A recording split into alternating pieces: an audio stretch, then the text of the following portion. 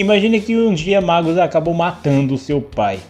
Agora imagine que após esse incidente você comece a perseguir as pessoas que mataram o seu pai. É isso que nós vamos ver no primeiro volume de Kagurabashi. Se você quiser concluir qualquer objetivo que você esteja disposto a alcançar, eu digo para você curtir o vídeo, se inscrever no canal, compartilhar esse vídeo para algum amigo seu que possa gostar da história desse mangá ou desse canal. Mas se vocês já fizeram tudo isso, eu digo para vocês sentarem, porque a série vai começar agora.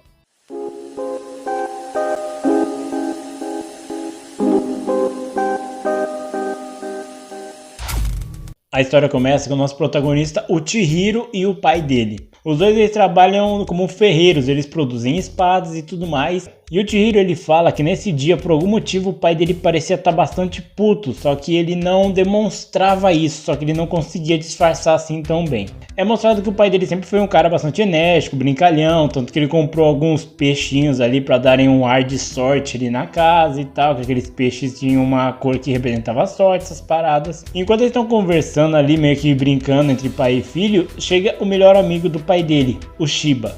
O Shiba ele conversa ali, contracena com os dois e ele começa a explicar a importância do pai do Chihiro. Fica claro que o pai do Chihiro não gosta que ele fica contando essas histórias pra ele, só que o Shiba fala que o pai dele foi o principal responsável por terminar as guerras, por isso que ele é um ferreiro tão conhecido mundialmente. Depois que o Shiba vai embora, o pai do Chihiro parece estar um pouco incomodado, só que ele fala que como o Chihiro já tem 15 anos, ele tem que conversar com ele sério sobre uma coisa. Ele leva o Chihiro até um galpão onde tem uma espada e ele fala que ao longo das eras, a espada fez a sociedade avançar. Só que ao mesmo tempo que a espada pode ser usada para salvar as pessoas e proteger os mais fracos, nas mãos erradas, a pessoa pode acabar matando e ferindo inocentes. Então quando você produz uma espada, você não está simplesmente fabricando um artefato qualquer, é uma coisa extremamente séria o que eles estão fazendo ali. E ele pergunta para o Chihiro se ele sabe, se ele consegue suportar o peso dessa responsabilidade. O Chihiro ele não sabe exatamente como responder essa pergunta, só que ele fala que ele vai se esforçar para ser uma pessoa responsável quando chegar a vez dele de produzir as espadas. Nós então avançamos 36 anos no futuro, onde nós vemos uma gangue torturando algumas pessoas, porque eles estão espalhando cartazes para combater uma gangue do dragão, que é aquela ali que está torturando essas pessoas. Eles matam boa parte do pessoal que está ali, só que eles querem que esse cara que sobreviveu denuncie quais são os outros membros, só que ele se recusa a fazer isso. Nós vemos então que tem uma pessoa ali que ela sabe controlar magia, então ela faz crescer árvores com espinho em volta daquele cara. Nós então vemos o Chihiro agora um pouco mais velho, ele tá mesmo com uma cicatriz no rosto. Ele tá em um trem quando ele encontra com o Shiba. Eles conversam um pouco ali sobre toda essa situação e o Shiba até comenta que se o Chihiro quiser, eles conseguem remover aquela cicatriz do rosto dele.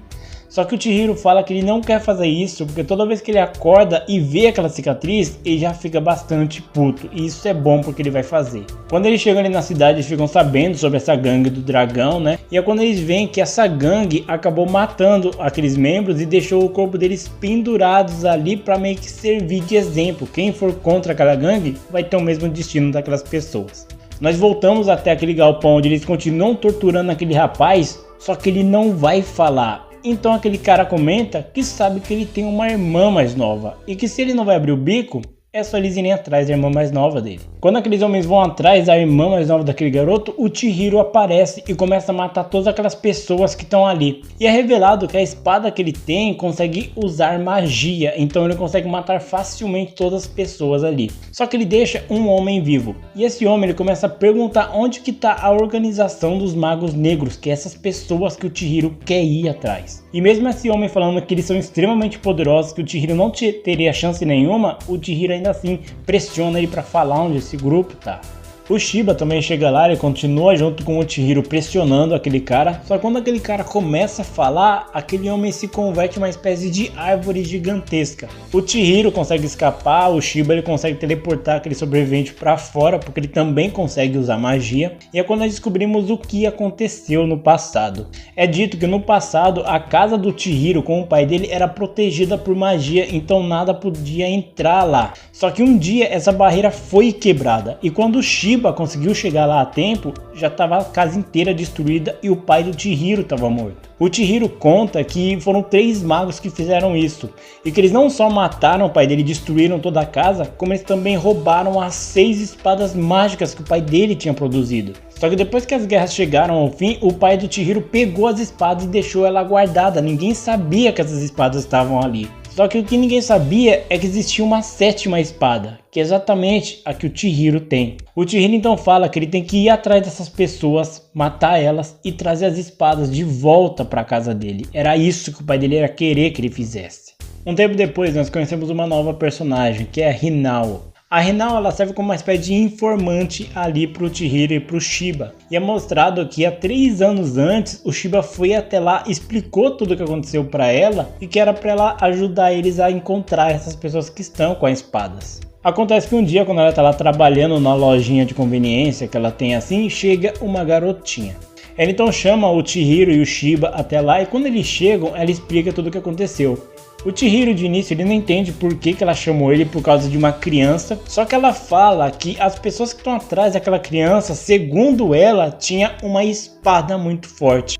Tanto o Shiba como o Chihiro, eles não acreditam que ela chamou eles lá só por causa de uma criança, afinal de contas não dá pra acreditar 100% no que uma criança fala, então eles acham que ela meio que perdeu tempo chamando eles ali. Acontece que quando aquela garotinha acorda, eles tentam conversar com ela e por mais que ela fala que precise de ajuda, ela não quer explicar o motivo disso. Só que o Chihiro percebe que aquela criança tá bastante assustada, bastante fragilizada, então ele leva aquela criança para comer. O Chihiro então ele leva aquela criança que chama Char pro restaurante, né? Ele come ali, conversa um pouquinho com ela e ele fala que assim que eles terminarem ali, ele vai levar ela de volta para um orfanato, porque a Char falou que ela não tem mãe nem pai. A Char fica completamente desesperada porque ela fala que tem pessoas atrás dela e essa pessoa que está atrás dela consegue fazer fumaça sair de uma espada. O Chihiro, na hora que ele escuta isso, ele fica completamente surpreso, porque isso não é uma coisa tão aleatória que uma criança diria. Então provavelmente ela sabe onde está uma das espadas roubadas. Só que quando ele tá pensando em tudo isso, uma das pessoas que tá ali naquele restaurante também acaba matando um dos funcionários. E usando uma espécie de bomba, ele acaba separando o Chihiro da Char. Aquele homem consegue prender a Char, só que o Chihiro consegue cortar aquela proteção que estava segurando a Char. O Shiba que estava próximo, ele consegue pegar a Char e teleportar ela para outro lugar longe. E é quando o Chihiro com aquele homem começam a lutar. Aquele homem consegue produzir espécie de bombas e ele começa a atacar o Chihiro. Enquanto aquele homem luta, ele fica surpreso que a espada do Chihiro tem poderes também. Ela é uma espada mágica, porque tudo que tem registro é que são 6 espadas mágicas. Ninguém nunca soube de uma 7ª. O Chihiro continua lutando com aquele homem e ele sabe que a Char tá ali por perto, porque você não pode teletransportar uma pessoa para muito longe. E ele fala que vai matar o Chihiro, igual mataram a mãe dela. Ele então começa a provocar cada vez mais a Char para fazer ela ficar triste, tipo assim, com medo e se entregar. Só que o Shiba fala para ela ficar tranquila, porque o Chihiro sabe o que tá fazendo. O Chihiro então ele consegue derrotar aquele homem fazendo com que a espada dele corte uma das bombas, fazendo com que a bomba exploda no próprio dono.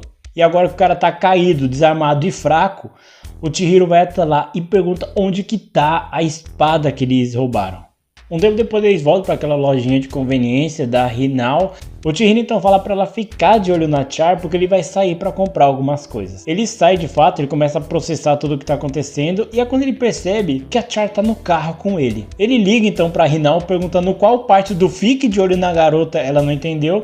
Só que a Hinao fala que ela tá de olho na garota, a Char só pediu pra ir do lado de fora. O Chihiro até tenta conversar um pouco com a Char, só que ela fala que tá com muita fome. É revelado então que o Shiba pegou aquele homem das bombas, prendeu ele em um galpão abandonado e começou a torturar ele para ele falar onde que tá essa outra espada que ele tinha comentado. Enquanto isso, o Chihiro ele começa a levar a Char em um monte de lugar, loja de fast food, sorveteria e um monte de lugar para ver se agradando ela, dando comida, essas coisas, ela vai falar alguma coisa, só que ainda assim a Char não fala nada. Ela fala que ela viveu muitos anos da vida dela num lugar triste, muito frio, um lugar repleto de trevas, só que especificamente hoje ela tá bastante feliz. Um tempo depois, o Shiba liga pro Chihiro falando que ele conseguiu descobrir quem é a pessoa que foi mandante daquele homem das bombas. O nome desse homem é Sojo. Ele é um traficante de armas extremamente conhecido ali e perigoso no Japão, então ele foi o mandante desse homem. Só que enquanto o Chihiro e o Shiba estão conversando, o Chihiro encontra um novo mago que começa a atacar eles.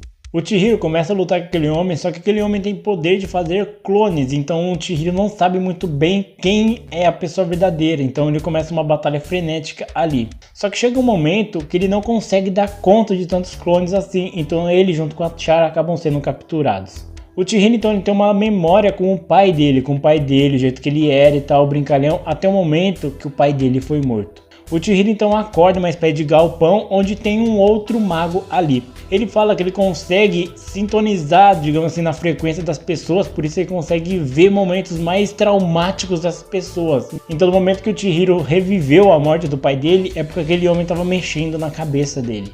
E é quando nós descobrimos o motivo do porquê eles estão atrás da Char. A Char ela tem um poder que ela consegue se regenerar. Eles então começam a levar a Char embora pro cativeiro e eles também vão levar a espada do Chihiro, porque segundo as lendas, essa foi a espada responsável por acabar com as guerras. Essa espada nas mãos certas poderia até mesmo destruir o mundo inteiro. Só que quando aquele homem vai pegar a espada do Chihiro, o Chihiro tem uma segunda espada menor no bolso dele, então ele consegue atacar aquele homem e consegue matar todos, salvando a Char novamente. O Chihiro consegue fugir com a Char de lá, só que quando ele tá fugindo, aparecem mais 3 magos que começam a atacar eles. Só que quando o Chihiro vai atacar eles, aparece uma terceira pessoa que tá lá para ajudar o Chihiro. E sozinho, essa pessoa consegue matar aqueles 3 magos. O nome desse homem é Azami. O Azami volta com o Chihiro e a Char lá para aquela lojinha de conveniência da Hinao e eles começam a conversar. O Azami ele trabalha meio que pro governo, né? E como as espadas foram roubadas, todo mundo sabe que elas já foram roubadas e que elas têm uma espécie de poder que poderia causar uma catástrofe natural, ele ficou incumbido de encontrar essas espadas e guardar elas. Ele fala que o governo sabe da existência do Chihiro e que ele tem uma 7ª espada. E o Azami até comenta que a obrigação dele seria tomar essa espada do Chihiro, só que ele não vai fazer isso. Ele fala que o governo eles vão manter meio em off a existência do Chihiro, só que se ele continuar dando as caras assim muito, eles não vão ter escolha senão ir atrás dele também. O Shiba até comenta que é inútil ele falar isso pro Chihiro, porque o Chihiro tá focado 100% no objetivo dele de pegar as espadas de volta. O Azami ele fala que ele não tá ali simplesmente por acaso, ele fala que ficou sabendo que ele também tá atrás desse Sogo, né? Só que ele fala que vai ter uma imensa conferência do mercado negro ali e que uma das espadas vai ser até mesmo leiloada nesse lugar. Por isso que ele tá ali por perto, porque ele vai ir até esse evento, mas ele não quer que o Chihiro se envolva nisso. Ele fala que sabe que o Chihiro é bastante habilidoso, só que mesmo assim ele também percebeu que o Chihiro não tem tanta experiência em batalha assim. Então ele fala pro Chihiro não ir atrás desse Sogo sozinho, porque com certeza ele não conseguiria vencer. Um tempo depois é revelado que aquele homem que atacou o Chihiro com as bombas, ele repensou a vida depois do que aconteceu. Então agora que ele deserdou de vez, ele tenta se reaproximar da irmã e da mãe dele. Só que quando eles estão no carro ali meio que se reconciliando, ele com a irmã dele, o Sogo aparece ali no carro e acaba matando ele e a irmã dele. Também é revelado que um dos caras que o Chihiro matou, que conseguia ler a mente das pessoas, tinha um irmão. E esse irmão tava na hora que o Chihiro matou ele. Então ele vai e fala pro Sogo que quem tá com a Char é um garoto com uma cicatriz no rosto. O Shogo ele fica bastante raivoso porque aquele homem não conseguiu matar o Chihiro, nem pegar a menina. E se ele tava lá, por que ele fugiu? Porque ele não tentou atacar o Chihiro e pegar a garota pra ele. Por isso, ele mata aquele homem também. Acontece que o Sogo vai até aquela loja de conveniência e ele começa a lutar com o Chihiro perguntando onde que tá aquela garota. O Chihiro vendo aquela espada e reconhecendo ela, ele começa a lutar porque ele vai querer pegar aquela espada de volta. E é dessa maneira que acaba o volume 1 de Kagurabashi. Kagurabashi ele é um mangá muito legal. Eu acho muito legal essa história, sabe, essa premissa do garoto que tem um pai que sim, no Japão ali na história a gente sabe que tem magos No mangá eles até falam que tem por volta de uns mil pessoas que conseguem usar magia. Tem magos em todo mundo. Então é uma coisa que é bastante interessante. Não é todo mundo que consegue usar a magia. Eu vejo isso praticamente como o chakra, basicamente, ou o ki do Dragon Ball. Todo mundo tem esse poder, só que nem todo mundo consegue controlar. Então é algo bastante interessante esse conceito. Sim, lembra, sim, várias obras, como eu já citei, o próprio Naruto e Dragon Ball. Mas ele é uma história bastante interessante, porque ele tem um diferencial. O pai do Chihiro, ele é o único que conseguia colocar esses poderes na espada. Então, ao que dá a entender na história, a história não fala isso, mas é algo que dá a entender, se uma pessoa que não sabe usar o poder pegar aquela espada, não sabe usar magia no caso, né? E pegar aquela espada, ela vai conseguir usar a espada, o poder da espada, sabe? Porque a espada, ela meio que liga com essa energia que a pessoa tem e ela meio que absorve essa energia usando magia na espada. Então é algo que eu penso que sim, se uma pessoa que não consegue usar magia pegar a espada, ela vai conseguir usar magia sim. A história do garoto que perdeu os pais e tá indo em busca de vingança é uma coisa clichê? É uma coisa clichê, mas eu acho que nesse mangá ele tem um ponto um pouco diferente. No caso, não é simplesmente a vingança em si. Ah, mataram meu pai, agora eu vou lá vingar a morte dele. Não, é mais ou menos isso, só que ele tem um pouco de diferencial. O Chihiro, ele não tá indo exatamente para vingar a morte dos pais dele. Ah, vocês mataram meu pai, eu vou matar vocês. Pronto. Não é exatamente assim. O ponto dele é matar as pessoas sim, que mataram o pai dele, mas também recuperar as espadas. Porque depois de toda aquela conversa que ele teve com o pai dele sobre a responsabilidade de forjar essas espadas, ele não estava necessariamente falando de fazer uma espada qualquer. Ele estava falando da responsa de ter essas espadas, de possuir essas espadas. Então foi uma espécie de metáfora que o pai dele usou ali para falar diretamente dessas espadas, porque sim, o Chihiro sabia da existência dessas espadas, nunca foi um segredo isso para ele. Então é uma coisa que deixa você até um pouco assim em sentido, porque ele não tá indo simplesmente atrás de vingança, como ele também quer meio que pegar o que o pai dele prezava, que o pai dele falava, se você pega essa espada, você tem a responsabilidade de proteger as pessoas indefesas e cuidar das pessoas fracas, saca?